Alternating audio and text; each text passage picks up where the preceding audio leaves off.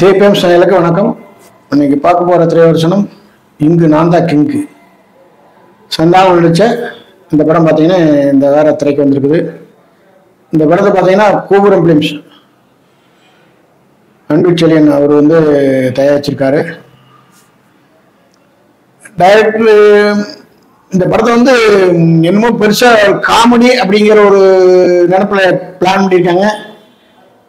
ஆக்சுவலாக சொல்லப்போனால் எடுபடியில் தான் சொல்லலாம். அந்த காமெடி வந்து தம்பி ராமையெல்லாம் பண்ணுற காமெடி பார்த்தீங்கன்னா ஒரு எப்படி சொல்கிறது, ஒரு அவர் எப்படியே பயன்படுத்திட்டு இருக்கலாம். நல்லா கொண்டு போக வேண்டிய படத்தை சம்மந்தம் இல்லாமல் குழப்பிட்டாங்க. இந்த படத்தை மெயின் சொல்ல போனால் சந்தானத்துக்கு ஜோடியாக வந்து ஒரு லேடி படம் வந்து என்ன படத்தில் அந்த ஹீரோயினுக்கு வெயிட்டே இல்லை. ஹீரோயின் அப்படின்னா ஹீரோயின் இல்லாத மாதிரியே படத்தை கொண்டு போயிட்டாங்க. சும்மா ஒரு சைட் ஆக்ட் விட்டு நடிச்ச மாதிரி படத்தை கொண்டு போயிருக்காங்க. இந்த படம் இன்னும் பெரிய தீவிரவாத குரூப் வருது, அதை பிளான் பண்ணுற மாதிரியா அதை காமெடியாக கொண்டு போய் பிளான் பண்ணுற மாதிரி பண்ணாங்க. ஆனால் அது கடைசியில் வந்து ஒரு டம்மியை போயிடுச்சுன்னு சொல்லலாம். இந்த படம் சந்தானத்துக்கு கை கொடுக்கல. டிடி ரிட்டனுக்கு அப்புறம் பார்த்தீங்கன்னா நிறையா படங்கள் கொஞ்சம் 2-3 படம் வந்து ஒன்றுமே சரியில்லை. இந்த படம் ஓரளவுக்கு இருக்கு எதிர்பார்த்தாங்க.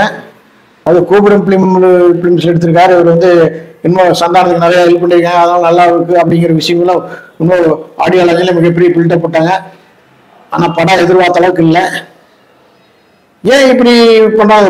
நிறையா நல்ல இப்போ நிறைய புது படங்கள்லாம் பார்த்தீங்கன்னா இப்போ நிறைய அந்த கன்னி, இப்போ வந்து எலெக்ஷன் அப்படிங்கிற ஒரு படம் வந்துருக்குது. பார்த்தீங்கன்னா நிறையா படங்கள் புது படங்கள்லாம் பார்த்தீங்கன்னா புது டைட்டில் நல்லா எடுக்கிறாங்க, அருமையாக எடுக்கிறாங்க. அவங்கள பொருள் செலவு இல்லாமல் இவ்வளோ பொருள் செலவுலாம் கோபுரம் பிலிம்ஸில் இவ்வளோ பொருள் செலவு பண்ணியிருக்காங்க. பார்த்தீங்கன்னா ஒரு கதையில் அதில் காமெடின்னு சொல்லி மக்களை வந்து வெறுப்பு தேர்த்திருக்காங்க.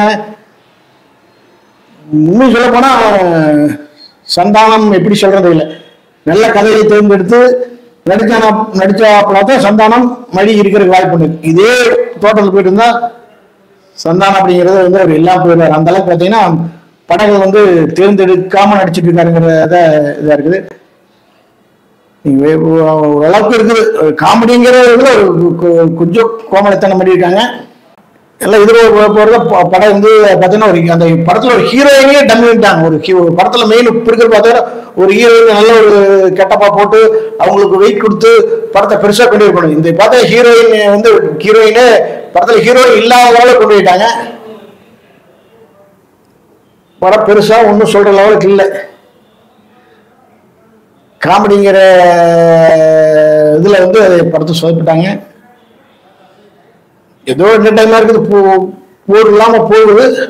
எதிர்பார்ப்பே ரைட் சந்தானத்தோடைய காமெடி நல்லா இருக்கும், படம் நல்லா இருக்கும் அப்படி எதிர்பார்ப்புலேயே போயிட்டு இருக்கு. பார்த்தீங்கன்னா கடைசியில் படத்தை ஒன்றும் இல்லாமல் முடிச்சுட்டாங்க. சந்தானம் படம் இந்த படம் எடுவதில்லை. இங்கு நான் தான் கிங்கு பெஸ்ட்.